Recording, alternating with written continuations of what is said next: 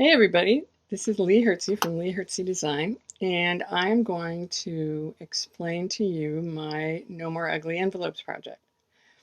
This came about when I worked at Malone University, and I was always getting these such old school and just not that pretty inner office envelopes.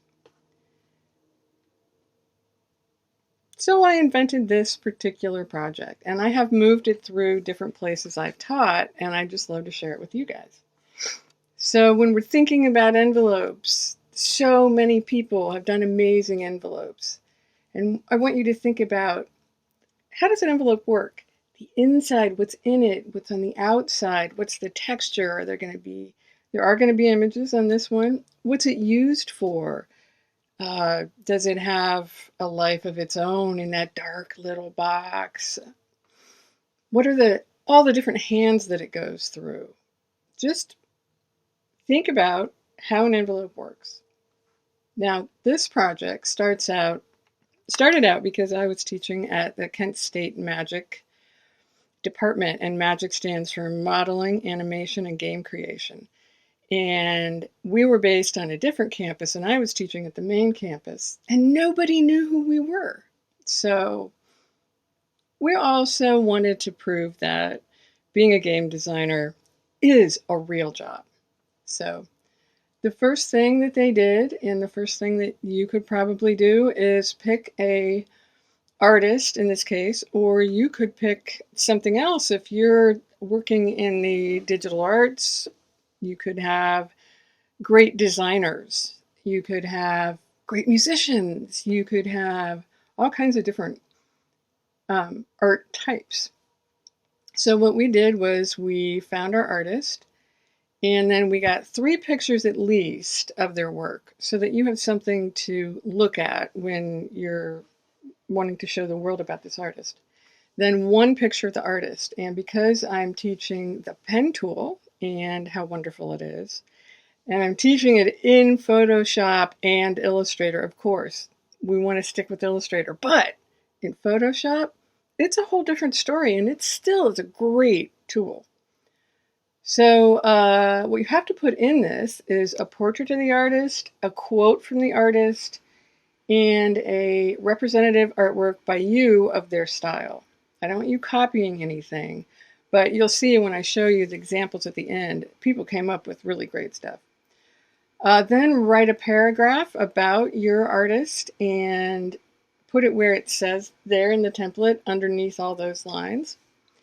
Only black and white, and of course, only use the pen tool.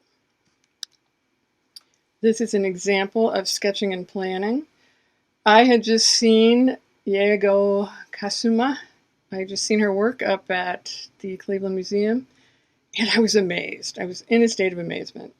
So I looked at her pumpkins. She had a whole bunch of pumpkins with dots all over them that were captivating amazingly. And I did this little sketch, and we did change the template so that it was a little less dense because people don't like to write really tiny. So we got the sketch, scan your sketch in, and then outline it put it on a layer, put another layer on for your pen tool work, and outline your work, remembering to use thick and thin lines, remembering to use a little bit of distortion. This explains to you, and you all can look at this, this explains to you how to actually get it to the point where you are ready to print it. Now here's some wonderful examples from my students. In this case, you can see that like on Ray Lederer, great use of different weights of line. I just love that, I think this guy's name was Andrew, how he made the type go around the actual art. This shows you some different styles. This is Vincent van Gogh, and she really loved Vincent, and of course, I do too. And I think it's very creative the way she thought about using his line that follows the activity, follows the action, the cloud action this way. This is pretty. This is a good one. I like how it's all one weight of line. If you can pull that off, that's really stellar. These are just a bunch that didn't get put into templates because the people wanted to turn them into artwork. So they ended up coloring them in Photoshop. But I just love the way these are designed and how they go together. Oh no. Another one where he used a nice design here. And I just love Rebecca Sugar, so I always have to put this one in. Nice design work she did here. We're making things that people are going to color in when they get them. So there really wasn't much use of toning or anything like that. In the next video, I'm going to show you how to put this thing together.